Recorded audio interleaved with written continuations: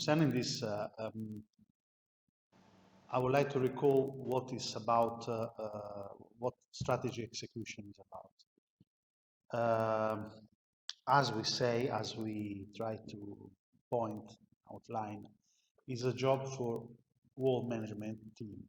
So not just for senior managers, is basically operational driven. Sense that after the planning phase, you need to have an execution, which more or less responds to the steps you mentioned in your mission. And in order to be accomplished, needs to, for sure, business processes, but also people. Right people in the right place. Or instead, training to make it happen. It takes time, and that is something we already pointed out. In order to have a real advantage, to gain an advantage out of it. And another point we try to stress is the commitment. So strategy execution is all this stuff. So all these points involve persons, key people in the right place. If you think carefully, even when you write procedures, that entails that you have to figure out which kind of, I won't say only technical stuff, but also behavior is necessary for accomplishing the task you are supposed to take care of. You have also, it's necessary also commitment in the sense that when the task is over, the process is not over. You have to follow through and to provide the feedback. So also that means commitment. You don't have only, from management point of view, make things, but let people make things. So let things happen. So if you make things, it's related to, and if you make things happens, is related to leadership. If you make them happening right, is management. Strategy is more interested in management, definitely, than in leadership, because leadership is important, so making things happen is important, but make things happen right is more important. Okay, so better to have good management at all levels, so the things happen right, what happens right, and have a leadership, but without any feedback or a real interest in making things happen right. The concept of make things happen right means right for the company. So in the end, right for stakeholders. Not, or at least not only good for management's pockets. Okay, so of course, if you make things happen right, you have an income, and you have a good income out of it. But if the things happen in the right way for the company, that's more important, because the reward is continuous, and not just for you, but for the company. So the determinant is the concept of right. Right meets the expectation of stakeholders. That's it. So commitment, right place, right people in the right place. So rather obvious strategy execution involves team effort and the concept of responsibility. Taking responsibility is having a clear idea of your responsibilities. That means that when you talk about a plan, and a strategic plan is clearly one of the most difficult plan you can think of realizing in a business environment, there is another point you have to write on a procedure. If you ever read a procedure, you know that the procedure in the first chapter has aim, description. So briefly, what's all about, instruction and responsibilities. Responsibilities are there in order to be explained to people. There are different ways of explaining what we expect from people in the framework, in strategic framework. The important thing is that there is not just a job description, but what you are entrusted, what you're supposed to do in the name of the company, and based on which logic. Okay, we will try to understand better this subject. But anyway, all people, and not just managers, have key responsibilities in their area. And if it's possible, the right model is the one we discussed about Toyota. So the idea of modern ways as a kind of total quality management, where all people is strictly identified with the corporate identity, is the ideal. So in other ways, people that feels comfortable to work and to stay where they are, and therefore they feel not obliged but happy to provide feedback and suggestion for improvement because they feel somehow at home.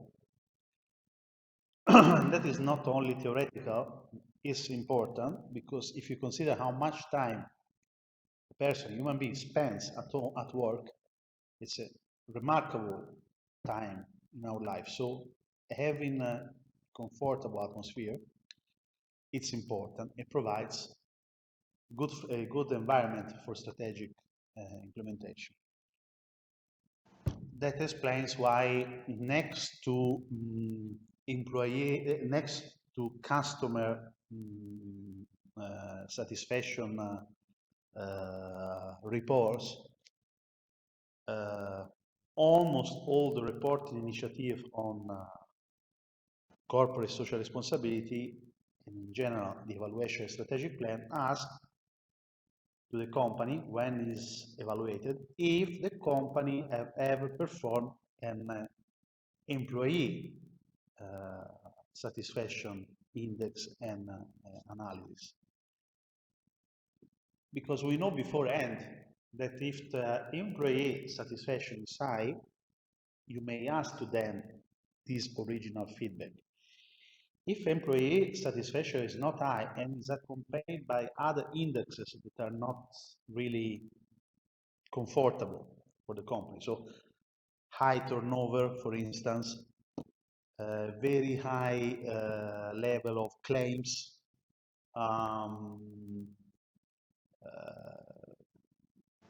a very high level of conflict, and so on.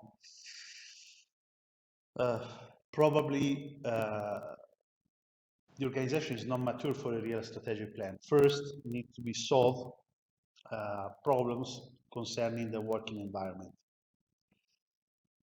So, in order to have all people as active participants of the strategic plan and involved in the strategy execution process, that's what you have to make sure to have.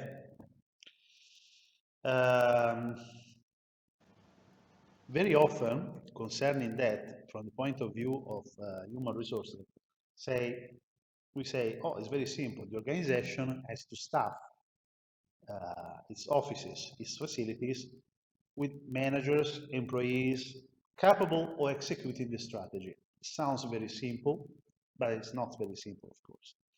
Because capabilities required into the process for successful strategy execution needs to be acquired or developed. So allocating, first of all, capabilities requests a budget. Second, either acquiring resources or developing internally resources, it takes time. If you're acquiring resources outside your environment, externally, again, you have to formulate a criteria and a procedure in order to select people. And again, it's very important that formerly you have developed right working environment. The indexes that you may have seen or you may have read of as best place to be, best place to work indexes are made with this, mainly with this aim, in order to provide to the job market an idea of what is the, based on the judgment of people that apply or was recruited for a company, what is the best place to be. So if you are standing in the top of that classment, probably it's easier for you to recruit people. If you're not standing there, it may be a problem, may be costly. And again, there may be a risk of involvement. If you are developing capabilities internally, you need to have a process, a different one. Selecting people inside the company means to have a kind of career program and to develop a training unit, a training division inside the company. Let's say that all this, and not only I would say training program, also an internal leadership program. So a place, either physical or virtual, maybe both, where people, your internal key people that you are pointing on as developing their career inside your organization, you give them the possibility to make an exercise concerning leadership, concerning management. All this stuff is costly. So there are pros and cons, so advantages and disadvantages in both ways. A company that chooses a way or another exclusively doesn't exist, of course. Company pick up both things, depending on situation, depending on how rare certain skills are, of course. But generally speaking, for key roles, the idea to have somebody that is grown inside the organization, it sounds very interesting because it provides a continuity. It provides people that is already aligned with the company's values. So it sounds nice for strategic development. Unless you don't have to look. We talk about the case of HP, for instance, but there are others, Hewlett Packard, others. You have to look for one or some inspiring leader or manager in the market just to give a sign. But that is a bit like football teams when they hire a new trainer. If the structure behind the trainer is not good, even the best professional covers up the problems just for a while, when the problems come back. So it's not just about leadership, as we say, but it's about making things happen right. So you need to have definitely improve your structure. So capabilities, the market of capabilities is very important. Strategic consultants as well. There is a market also for that. So hiring persons that have a specific experience in strategic plans, into strategic plans in the area you are interested on, you are operating, into a specific segment of your industry is very important. They are not much, so also that is a market that is contended. Another data, empirical data that we can mention about the subject of human resources is the fact that considering statistics, so for instance, Thompson is mentioning the work of several papers, scientific papers about that. Anyway, the empirical data, as usual, the percentage may vary, but say that many strategic plans fail. If you look into the percentage, which is rather high, of strategic plans that fail, they fail mainly for poor strategic execution. So, therefore, it's rather clear that strategy execution is a clear and a critical managerial endeavor. So, there's no way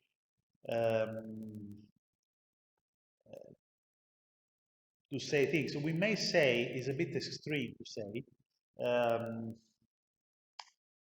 but it has some element of truth. That strategic plans, if there is in place, if the good capabilities are in place, so there is a good strategic execution, or work extremely well, and in the end, very soon they beat the expectations. They go beyond the results, the indexes, the expectations. So they perform very well, or they don't perform at all. Sounds a bit extreme, but there are some elements of truth. Capabilities and human resources are kind of critical mass. Once you develop them, even the targets, even the problems or the risk you see are changing, because it's like if you are performing 1,000 times a SWOT analysis. Always with new elements, with new evidence. Of course, your knowledge grows. So, in the end, that brings you, if this stays in your mind and it becomes a kind of way of thinking for facing every problem, brings you to beat the expectations, because it becomes a managerial practice to act strategically. So it's a bit extreme, but it's similar to IT projects, no? So you are willing to create a new app or a new system on the net. In general, they work very well, or they don't work at all. And for strategy plans is more or less the same. So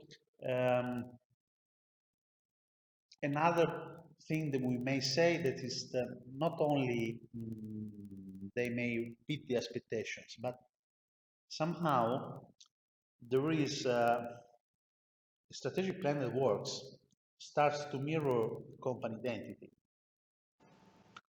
So the way a company performs its strategic activity in certain cases becomes part of company identity. General Electric, Procter & Gamble, perhaps,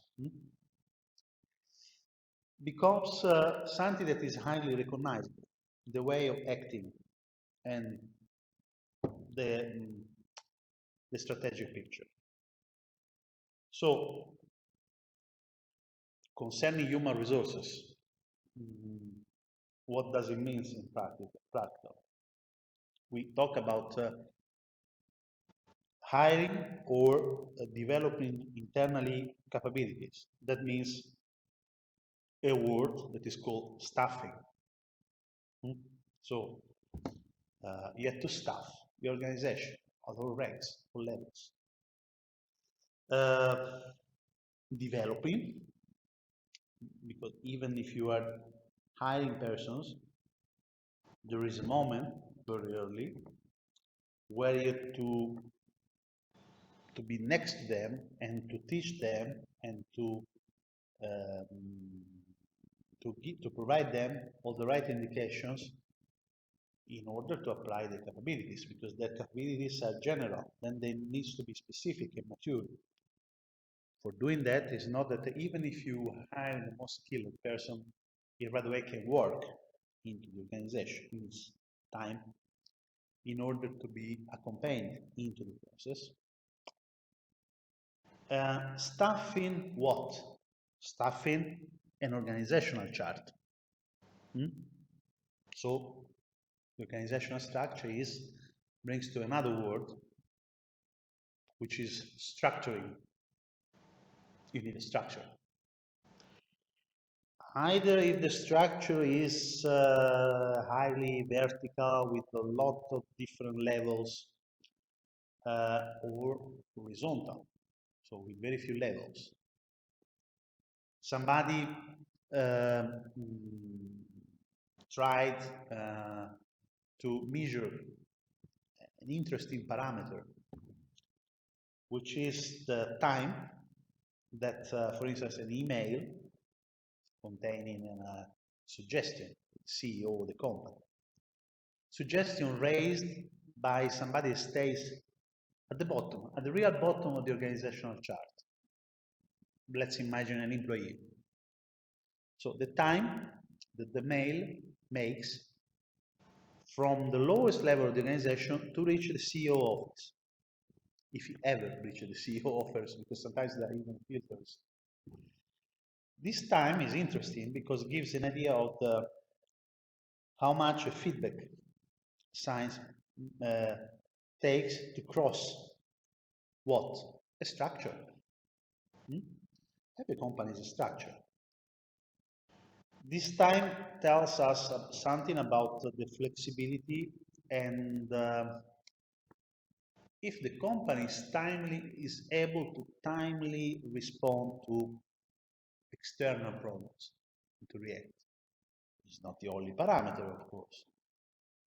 But you may figure out if you're, and for sure, point you have to take into consideration is if your structure is, for instance, something that is comparable with the one of your one of your competitors. We know, as a general indication, that is not true for everybody. Is not has to be taken as truth with the capital T, but general indication that IT companies that are newborn in the internet business and so on are rather horizontal organization and more informal. It's typical of their environment. Other companies, let's imagine companies that pharmaceutical. Hello, Professor. Hello? Tell me. We're not seeing the slides. No, there are no slides at the moment. Oh, okay. Okay. Thank you. So either what I want to say, yes, companies that are in highly regulated fields. So pharmaceutical, defense field, for instance, they need more structure because they need to interact with stakeholders that have also a structure. Departments, ministries, national organization, international regulatory body. So there is no equation between the fact that the company structure, that the company is unable to meet the strategy to react. The opposite is true. The only conclusion that is serious is that structure the company depends on the targets you want to meet, the stakeholders you have, and the strategic view you have.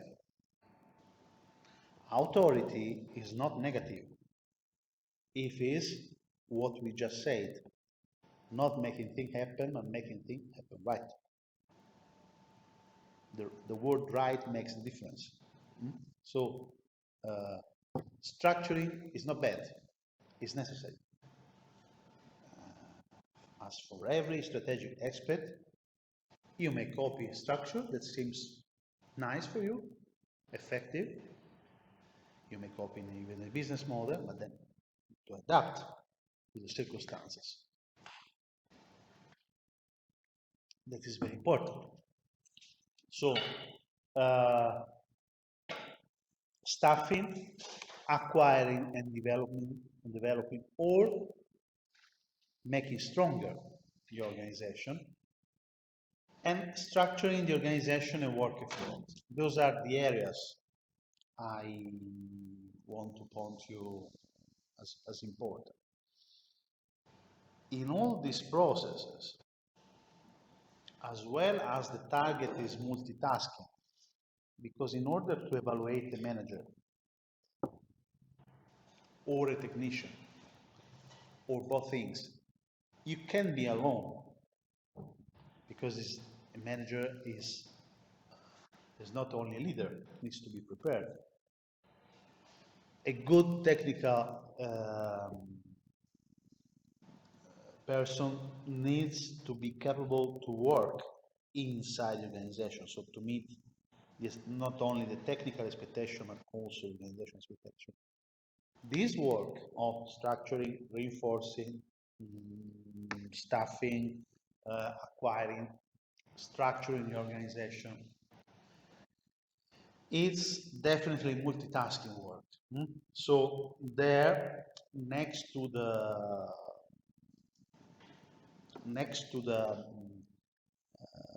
strategic skills, you need definitely to have experts into the organization or either agencies outside that help you in this design. There is nothing more complicated, for instance, all the regulation concerning hiring person, hiring workforce, and they are very different from country to country.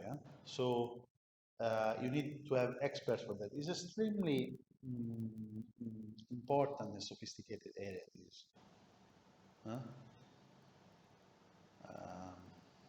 You can change machinery, you can change equipment, but the sentence that Henry Ford said once that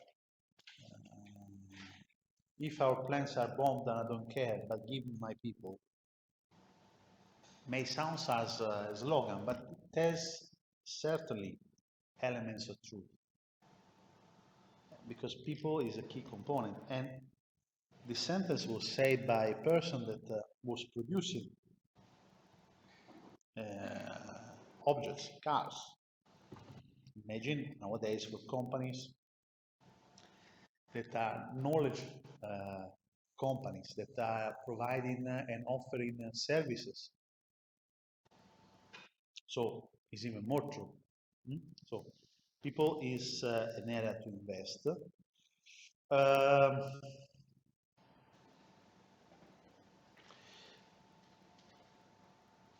Let's say there is another point that can be mentioned. There are many, if you look in the book, there are many, but one I would like to stress that a leader is important, we say, but the fact that you have you're able to raise a kind of group of persons, no, kind of work pack that is around the leader, and that provides a critical mass is important. Because one thing that concerning strategy, observe as we do from the human resources point of view, is very important, is the fact that you have to provide an example. We discuss a lot about what strategy is and what strategy is. In the end, elements like values, vision, mission, procedures, reports, are all written. So all Tales, let's try to understand the word. I'm not saying that they're not true. Narration, tales for the company, are stories. When you write a procedure, when you write a mission, you write a story. The way you see story, the way you imagine story will go. So you need, when you are, if this concept is clear, let's come back to the concept of story. When you are telling a story, you may have an aim. Of course, you may have the aim to entertain people. Okay. But beyond that, the origin of a story is to provide an example. The real origin of a story. It has probably religious root, providing an example of good behavior, or at least of the behavior that precisely is the one you expect into the company. So, if this is true, it means that you have to have people able to provide those examples. You are writing procedures based on what? On what you are actually and how actually you are performing a task, or you want that the task is performed in the future. In both ways, you are shaping your procedures based on an example. Who is providing the example? You need to have critical mass of people and talented people able to be kind of apostle of your way of thinking, no? Spreading the voice. The example, what is an example? With technological means of nowadays, an example is not necessarily just pale, flat, powerful but flat, written. Can be a message composed of words, images, videos, datas into the company that inspires people or tell people how and what management expects from them.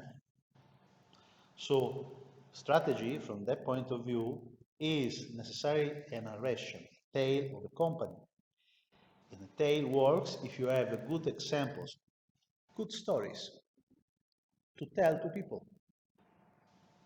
An example is more worthy than 1,000 procedures. An example accompanied by data, pictures, video, even more. So the importance of having provided examples is great. Is able to spread very quickly strategic lines into a company. Look how many strategic plans into a company are always accompanied by key testimonials, internal testimonials. Somebody called even evangelist, no? People that is witnessing with practical examples what the company expects. This is a concept behind. Tale, examples, that brings another word, communication. There is almost no good plan execution if no good communication is in place. So, if there is no good communication, it's very difficult that your strategy is even understood before being applied. Or, even worse, can be applied in the wrong way. So, putting together a strong team, putting together strong capabilities, having people talented and able to inspire, providing a tale about what you expect from them, and examples, is the process you have to follow from the point of view of human resources.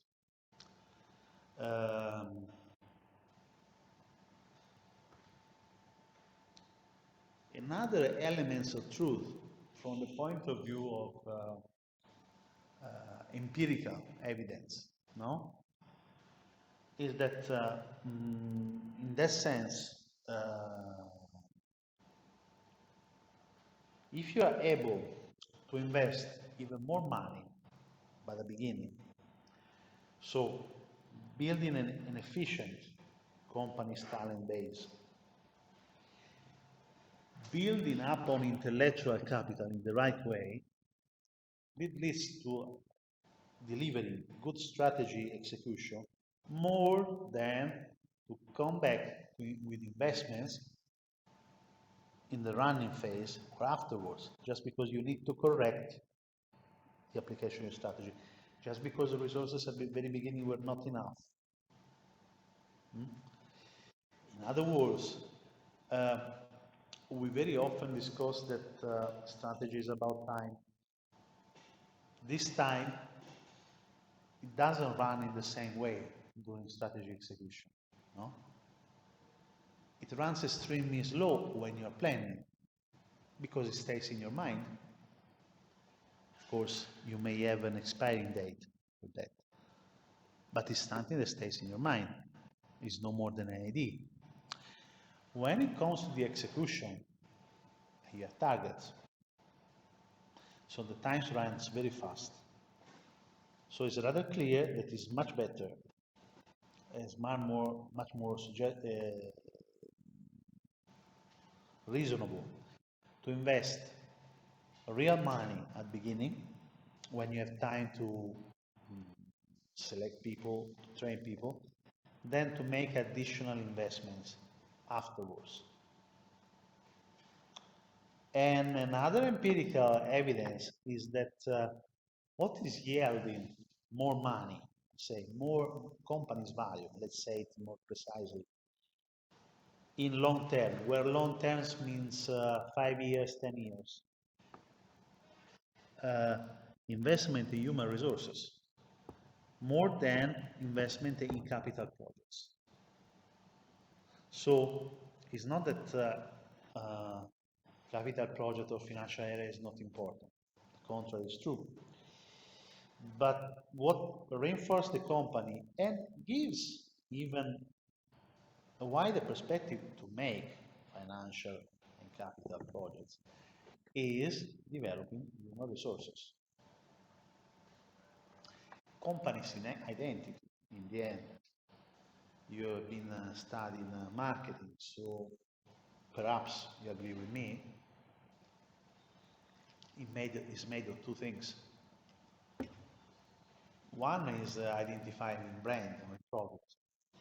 But who, in the end, who is delivering those products or services? Is the person you meet.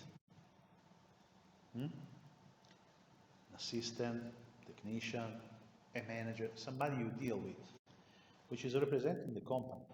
So the impact in good strategic execution of the way people handles company identity, even a powerful brand, is important. Is a key element.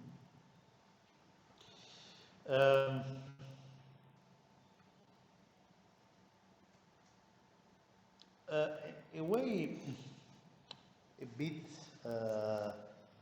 in between hiring people externally or let people grow externally is doing what perhaps you will do or already did. So interacting with persons inside the organization and train institutional persons. So those development programs that are made by companies into universities, into research centers, are a good way in between. So, in other words, providing and giving to the best resources time to develop also a general training background into an institution like a university, but providing during the course also contents, possibility of making stages, possibility to have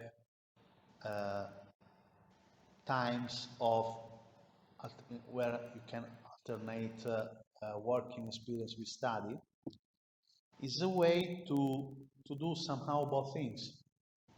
No? Train the people from scratch somehow, but also giving them the possibility to have a broader view. Because the one of the problems you may have in developing internal career program is that managers, even skilled people, tend to more and more to approach problems with the style and the way of thinking that management have. So in other words, the risk is to have a kind of group thinking, which is very bad in strategy, because we say strategy is a lot about having feedback for external environment and be inspired by others, even from competitors. So the fact of hiring from time to time people externally brings fresh air into the company. So it doesn't have to be neglected. Another possible receipt is made through people rotation inside the company. So spanning functional and geographic boundaries into the company. The fact that you have so many career programs, of course, it depends also on your size. Not every company can do that. I imagine a company that at least has 3 or 4 different divisions, some facilities across, let's say, Italy, Europe, or in America. And the main thing to provide, to offer, not necessarily to oblige, people internal job market, I think is really wise. First, because a resource, especially a resource that is has a plan to make a career inside the company, start to have a general view and to appreciate what the company does on a global scale, which is necessary for a manager, for a future manager. If you don't know what your company does, or you have only theoretical point of view, it's very hard that you are appreciating risk, real risk. Second, see the problems of applying strategic plan to the organization from different point of views. You probably remember that you have been discussing the fact that into the company, for sure there existing different perceptions, no? Operational people, marketing people, administration, they have a different perception, because they intervene in different phase of the delivery of a project or a service, and they occupy a different segment of the value chain. So the factor rotation is useful to understand their point of view. Once you are in a position of leadership, you understand in this way the different meaning that we all give to the same word, no? If you are in the sales department or in the operational one, in the facility or in production, let's say like that, even the word schedule, the word procedure, it has a different meaning. And in your mind, also a different shape. A schedule for an account can be in a kind of agenda where there are points to be made with accounts. A schedule in production can be a software, no? Can be a production plan. So it assumes a different shape and a different meaning. When you are a leader, you have to be aware of that, because you are dealing not only with the company, but with different companies inside the company. So this is, I think, probably the element to consider.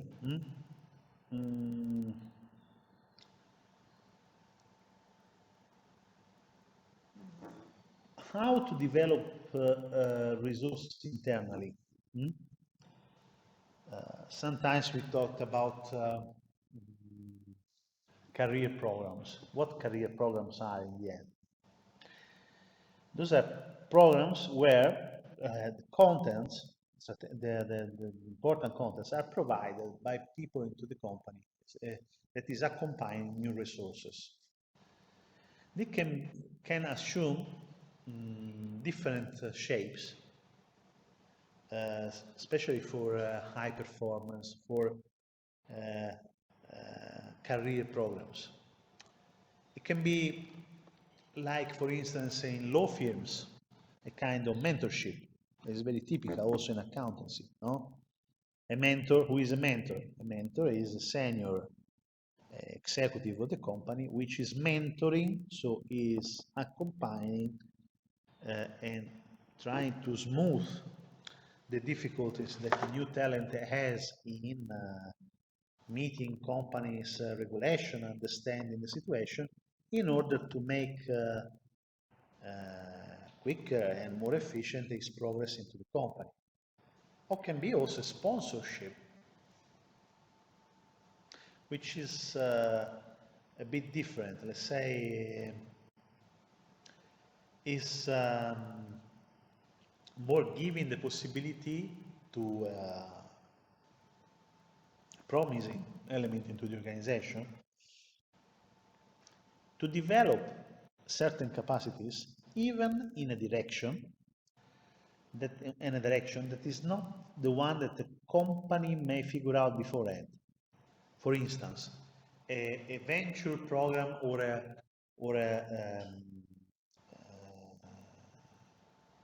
say a spin-off could be, or yeah, let's say what can be called as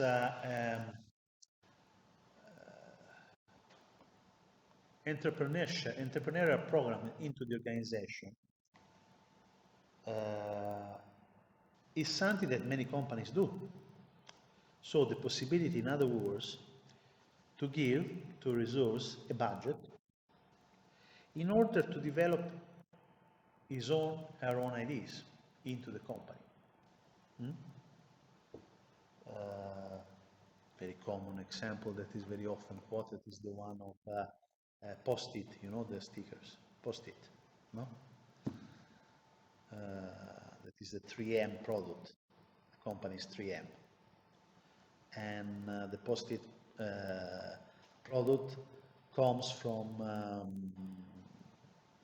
such a program of sponsorship. It was an idea, an employee raising funds from the internal sponsorship program, asked the company to develop.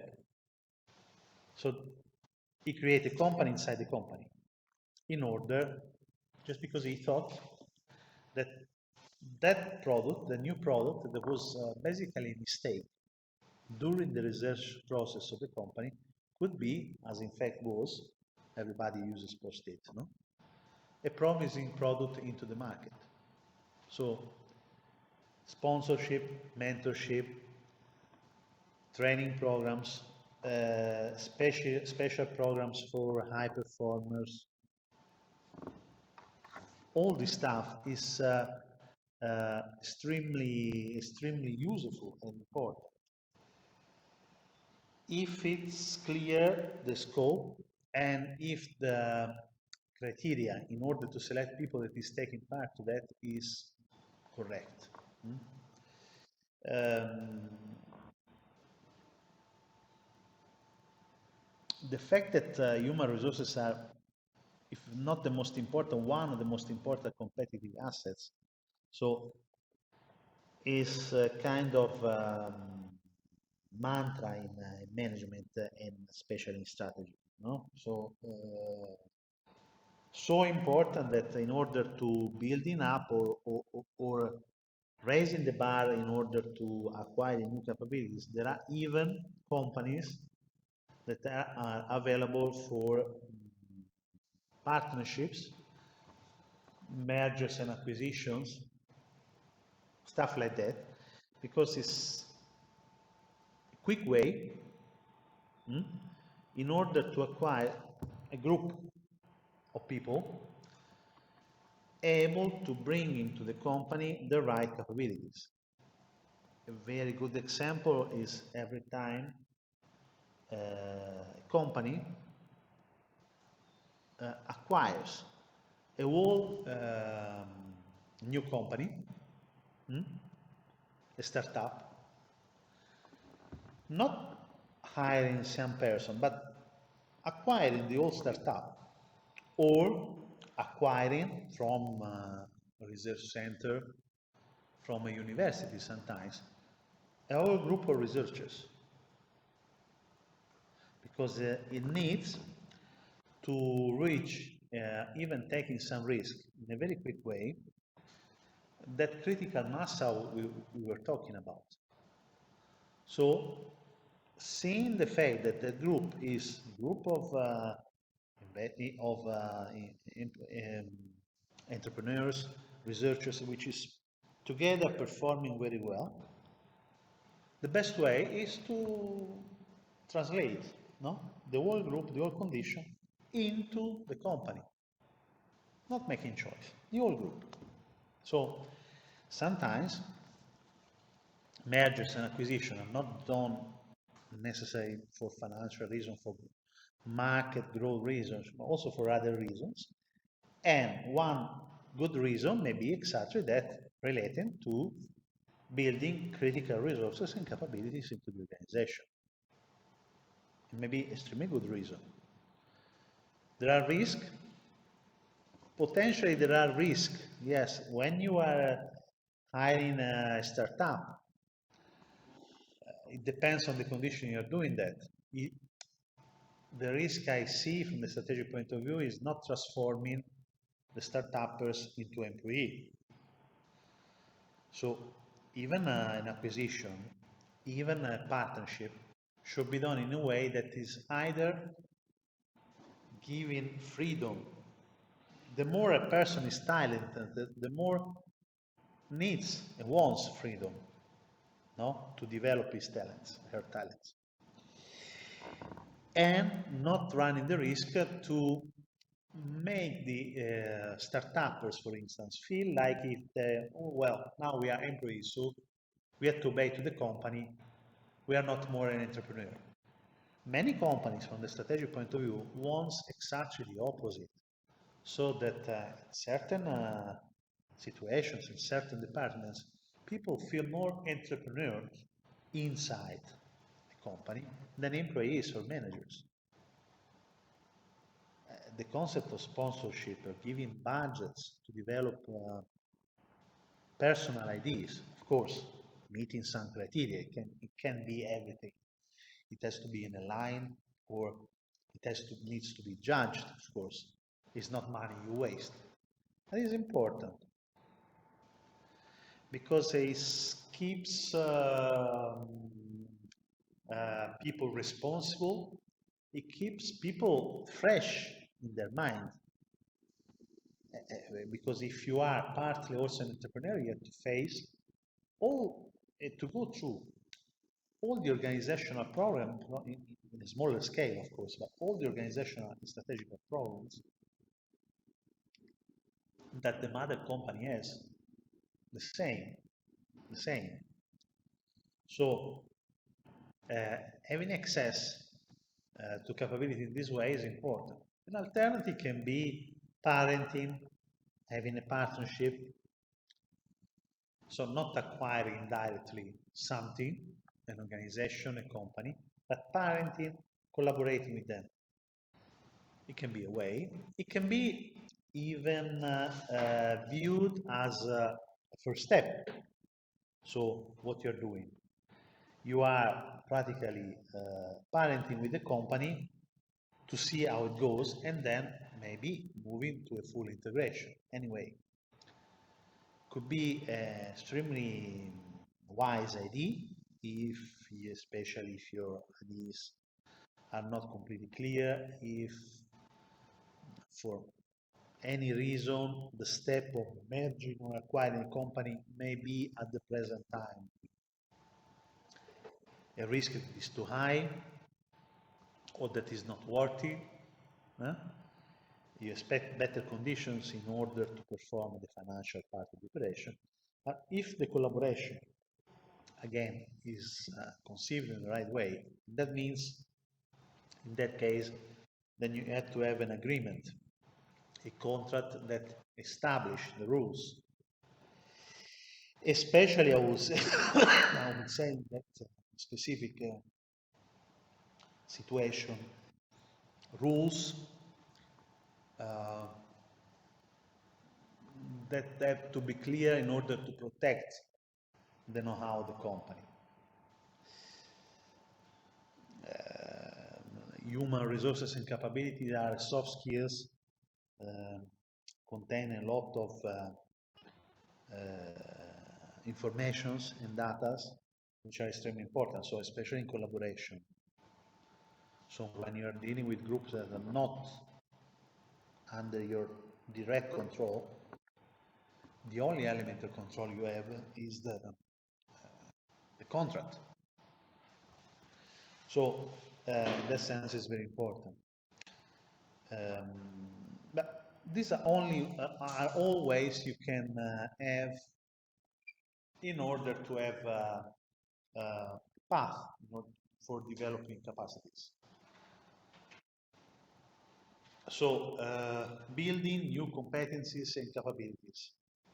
That's the name of the game we are talking about.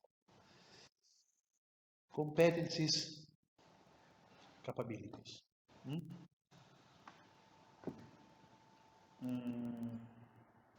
There are some elements of difference. In general, in considering the goals, the strategic goals the company has, we say that there is a path that brings the organization from capabilities to competencies. So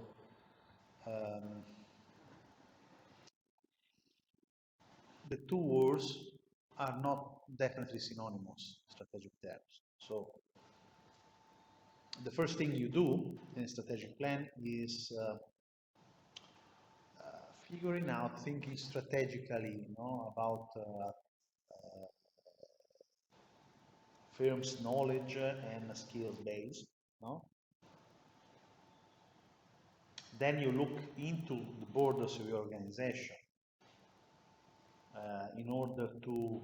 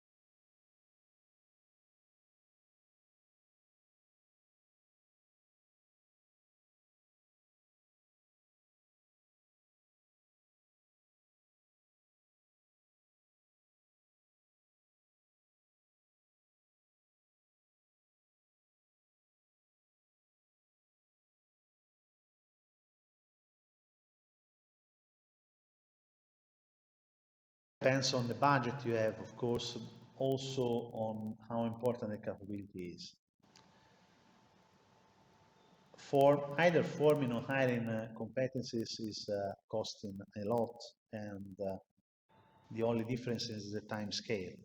So you may have the impression it is different because if you're hiring person, you right away have to spend huge capital. If you're training, maybe it comes in step, but anyway expensive.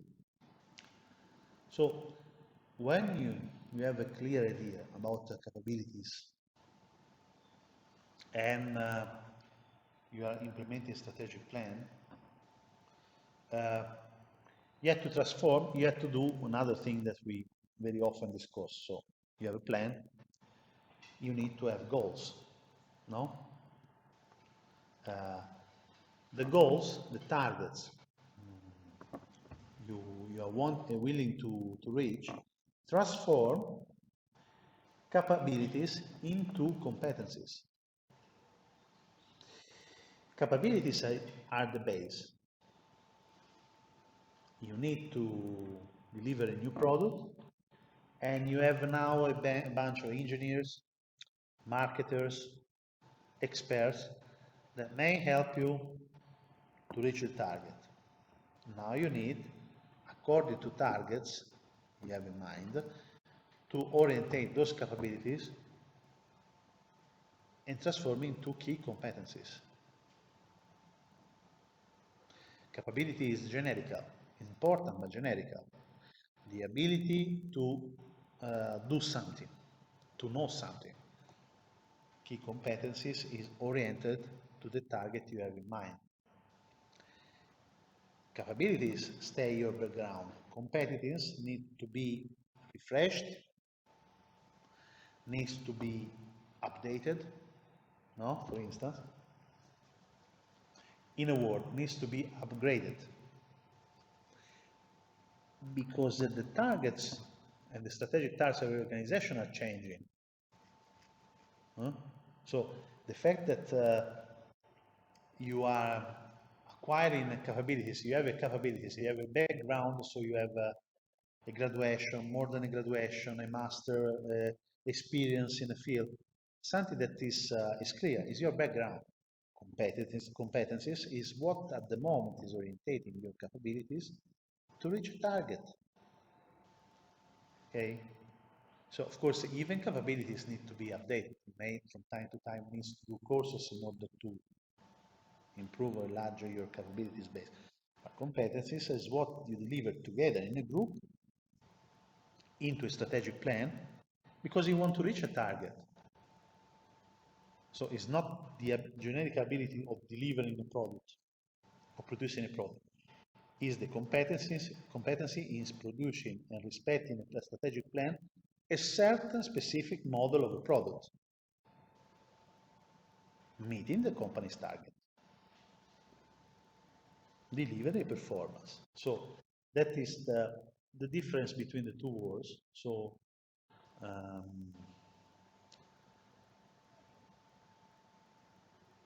substantial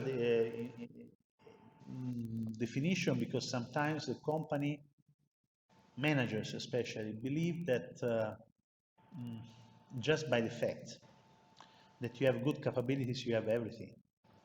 It's not true. Capabilities need to be managed, no?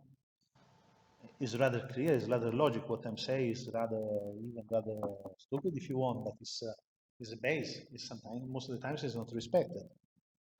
You have the best person, so you have the best players, so you win all the tournament. Who says so? No? If they are trained, where training means the same thing, no? What is training in the end? Is transforming a capability, skill, talent, into a competency. Delivered how? Into a model, an organizational model. Then maybe you win a tournament. So there is a slight difference in that. There's a very common mistake of management say, oh, I have that guy is fantastic in that role. Okay. Did you provide the right information? Did you provide the right group that is sustaining, that the right instructions. Otherwise, it may be great, but in which direction? No? Like when you're playing in orchestra, if everybody's playing in the same direction, then the sound is perfect. Otherwise, it's not. No. So, a few notes that I think are important. Coming back to the original point about the organizational structure, no? I want to provide and share these contents that may be interesting. Okay. Opla. So, the definition of, see, okay. The definition of an organizational structure as is defined in Thomson. There are different definitions, but they may vary for a few things. It doesn't really matter. Attract your attention on the words that, as you know, are important in strategy. No? What is an organizational structure? Comprise the formal and informal arrangement of tasks, responsibilities, lines of authority, and reporting relationship for the field. That's all. Huh? If you are doing that correctly, you have everything. So it seems so easy, no? Problem is that in very few examples, at least in my consultancy life, I've seen all this stuff there the right way. You have to maintain alignment in formal and informal arrangement of tasks. Formal and informal.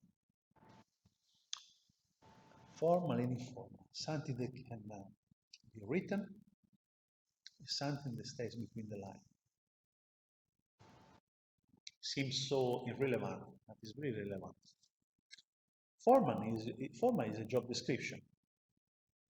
I'm hiring a person, I'm hiring a manager, and the manager, the first day of work, receives on his desk, let's imagine like that, a description of what he's supposed to do, what she's supposed to do. Persons around, things to do, task, and a job description. That is formal, no? You have to do that. Those are procedures you have to apply. It really works like that the first day of work? Never. That is the welcome package. And you may read that. But then you need to get also informal and to understand company language and environment. Between the lines, between the interpretation of words, there is a space for a lot of aspects that are concerning the working environment. The concept of authority, the concept of control, the concept of performing tasks are varying from company to company and sometimes even inside the company. So not all the tasks are necessarily fully specified. You cannot write an encyclopedia, no? You resume, you make an abstract of what you expect from person. There are things that are obvious and things that you have to read between the lines with your own experience. Therefore, mentoring and training on the job, especially for the first period of entering into a new organization, are very important, exactly for that reason. Responsibilities.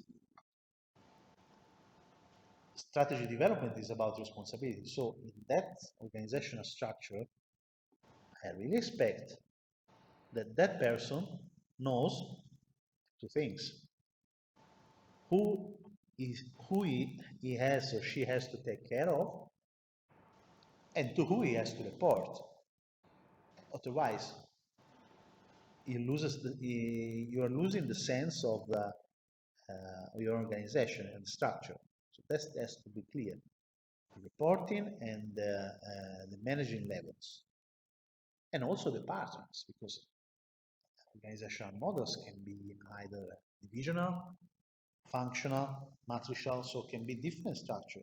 So there are lines, no, boxes in the organizational chart that are not necessarily above you or below you, can be at the same level, and you have to deal with.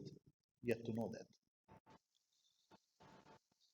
You are the head of marketing, you are reporting to CEO together with communication area, just to give an example. Together means they're the same level, but we need to have a collaboration to share information. The report is just one. So in that sense, the responsibility is shared. Structure is aligned with strategy when it delivers value, it doesn't stop a strategic program. How is possible that a strategic plan is stopped by a wrong organizational structure? I think it's very simple. When you have creating too much reporting levels, where you are creating the wrong authorizational path, when, in other words, there are too many persons, even the wrong ones, wrong in the sense that they are not competent for a single area, that need to provide an authorization, the process becomes long, extremely rigid. No? So the steps, the authorizational steps and the reporting steps shouldn't be either too long or too narrow. Too long means probably an organization is stiff, it's too rigid, not real. Too short is a risk, because there are quite a few persons that decide, and that may represent a risk if they are wrong. There should be a good way in between. Of course, easy to say, less easy to do, I know, but you have to find a measure in that.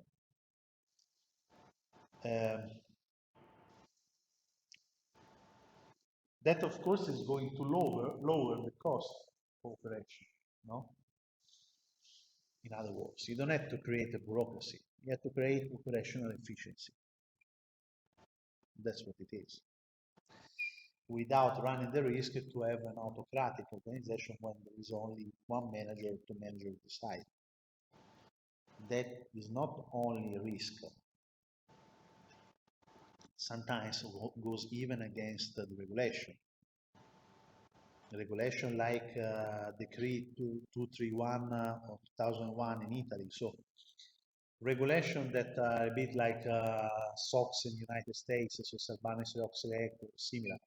Responsibility organization and managers says clearly that for every critical process you need to have some points of control, some levels in place, able to raise their hands if there is something wrong.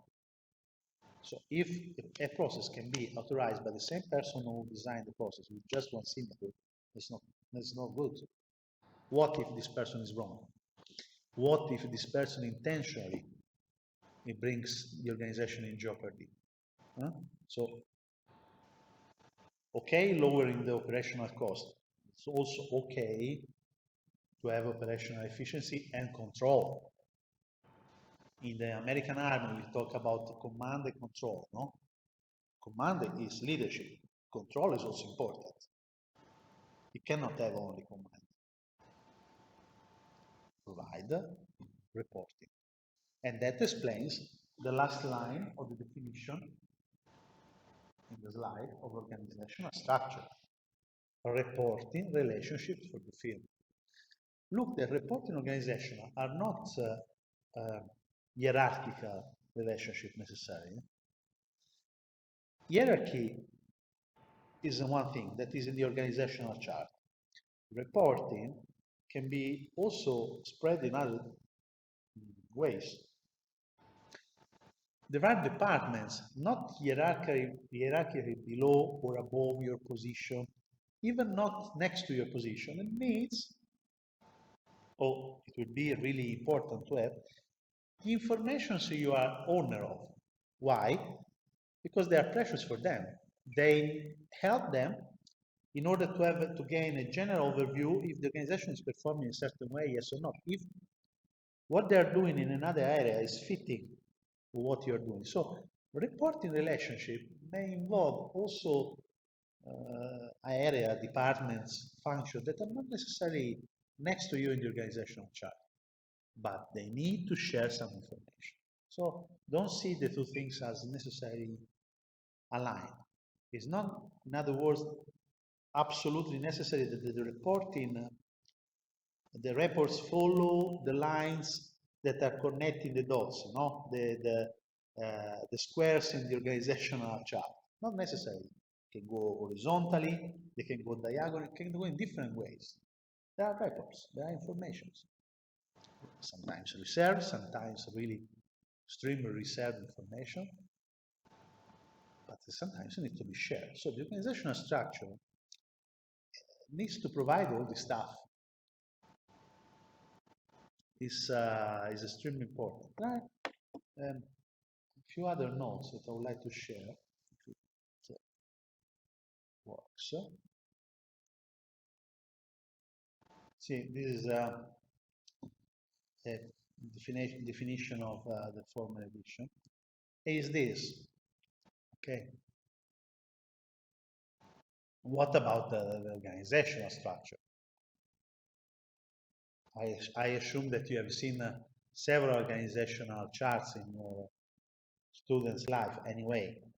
The functional structure from the point of view of strategy can be, as we mentioned, for instance, for many software houses, you know, a simple structure, line and staff. Line and staff is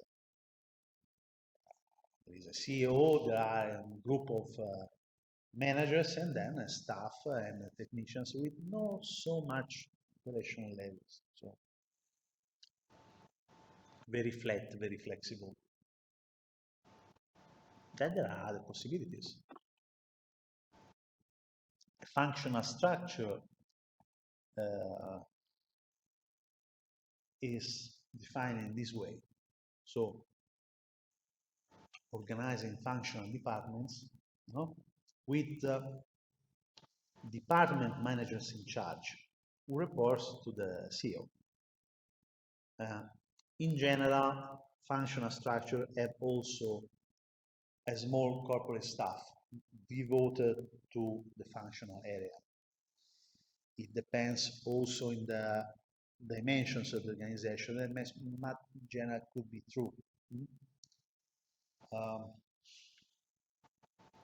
When the functional structure is recommended, in general, it belongs to organization that has small, medium-sized organization, where a functional organization makes sense. You have perhaps, say, let's talk about the dimension between 30, 50 employees up to 250.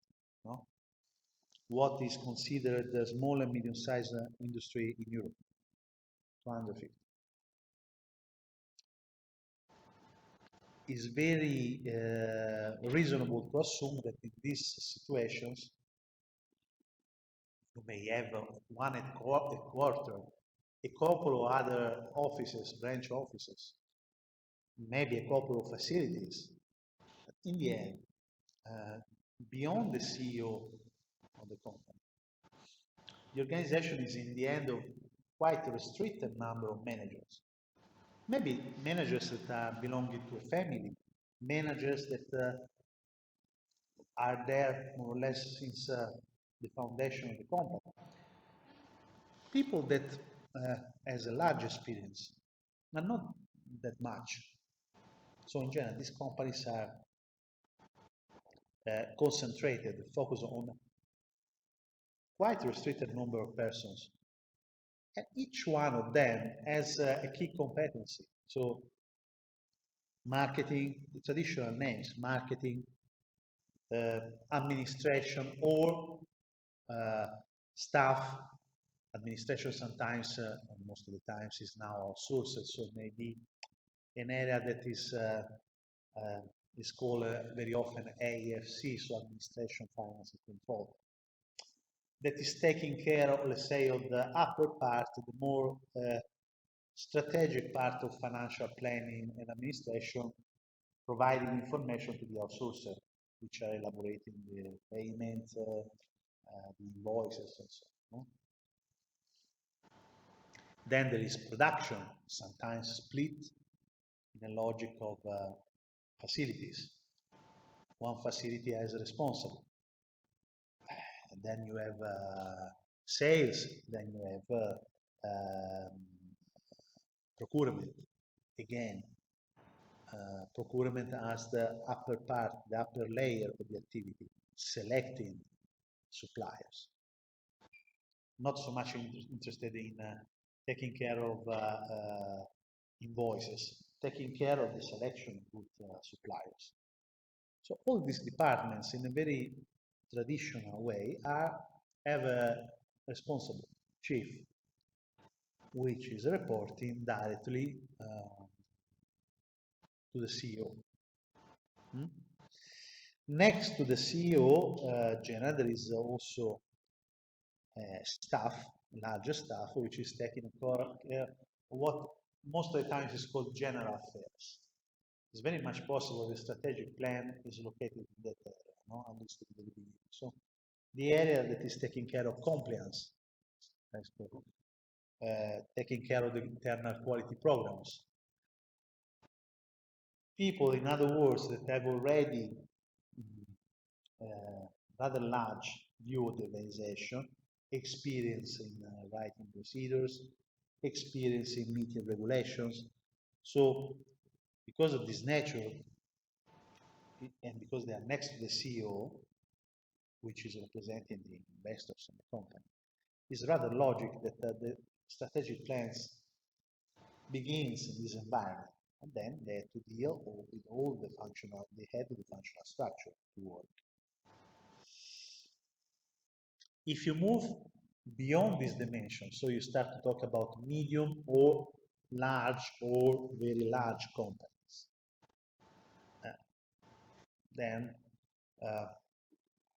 you need to deal between two forces. One is the necessity to take everything under control, but the other one is to have a decentralized structure, no? You need to have divisions, not function. The divisions are small companies, or not very small, sometimes even large companies, which are reproducing somehow and taking care of the organization in a local area. It can be either a country or a continental area. Because it's too large, the company is too large to take care of everything from the central point of view. You need to have a decentralized structure which is taking care of the operational level. So the CEO is not dealing anymore with the head of marketing or a division necessarily. It's more dealing with the head of the division itself. And the head of the division locally has to deal in a decentralized way with the responsible of the several procedures and areas into the company. So it's like if they are reproducing somehow the organization of the company on a logic that is either geographical, so you may have the Italian division, the European division of the company, or product logic, no? Automotive division, computer division. In case of Procter & Gamble, for instance,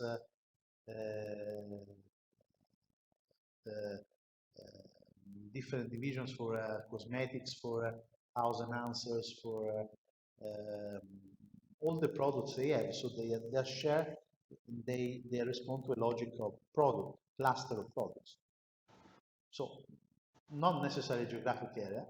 Anyway, divisions have their own responsibilities, large responsibilities, and they need to report then to the central headquarters that evaluate in a base that can be quarterly, for instance, their performance.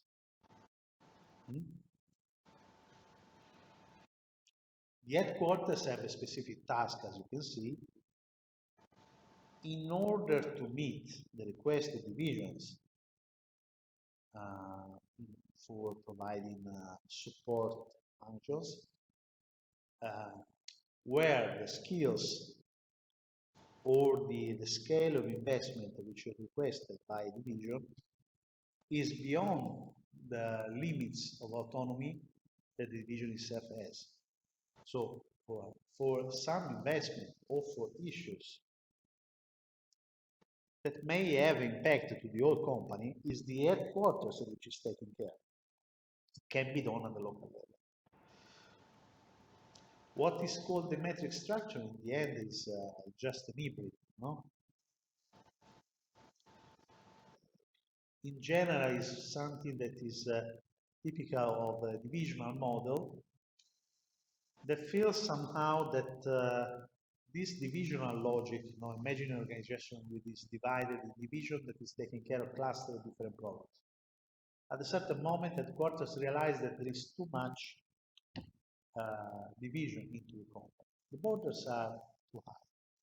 So the matrix structure is made in order, exactly as is written here, to foster cross-unit collaboration. We start to think about an organization, in other words, where managers of different divisions are pushed to uh, make use of resources of other divisions, also in an horizontal way.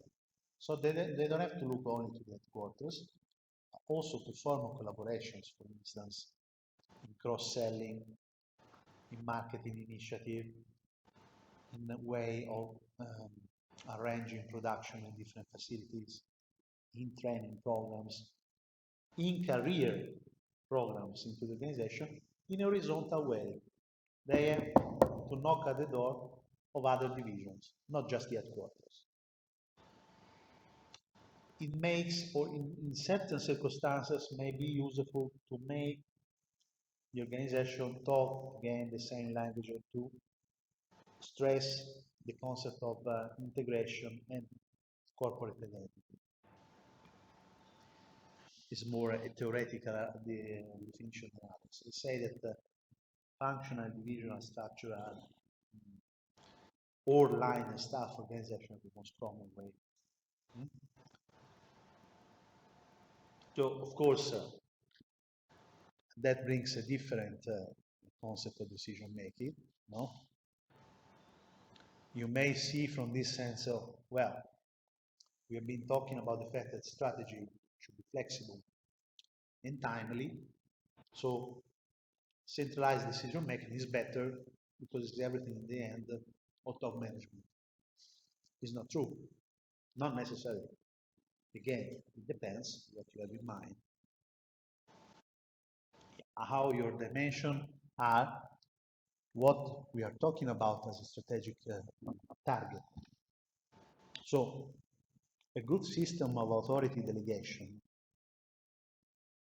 can be not only as flexible and as timely as a centralized decision making, but can be in certain circumstances even better because it gives and transmits the message also externally that you are willing to entrust your managers and that you are daring to do that.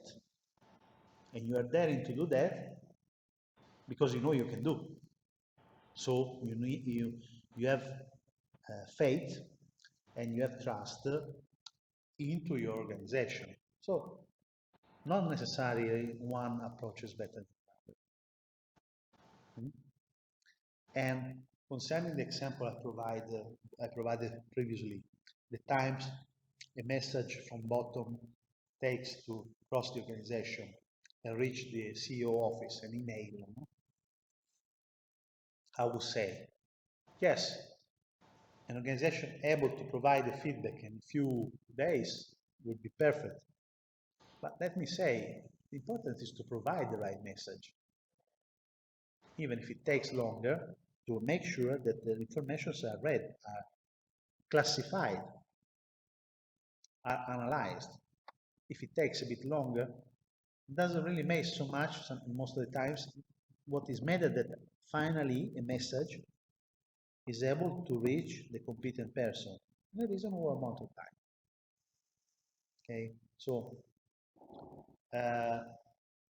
strategy deals and has effect. This all I think you have to retain with the organizational model you choose. So that means the logic conclusion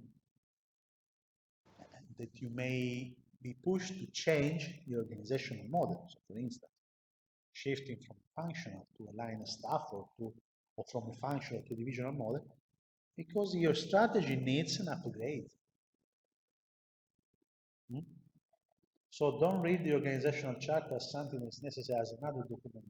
Is not by accident that when people start an audit, due diligence process, one of the first things is asked is exactly the organizational matrix and the functional description of the organization, because it tells a lot. Even how a manager is called, how the role of manager is called, it tells a lot about the language and the style of management the organization has in mind. It's not just a list of names. Responsibility. It's a powerful communication act and gives you the shape of the organization, the profile. Up to you then to decide if it's working, if it's correct. But it provides a lot of information. There are questions? Because I think this is rather important stuff to know. So when you are dealing with a case, to analyze a business case, most of the times, for instance, for the Excel, I try to put an organizational chart just to provide this feeling, about how complicated, how it shaped the organization. It's not by accident. Okay, if there are no questions for me, it's okay. Then we see each other Monday morning. So look at the Moodle calendar, not afternoon, morning. Okay. Okay. All the best, Andy. Thank you, Professor. Bye-bye.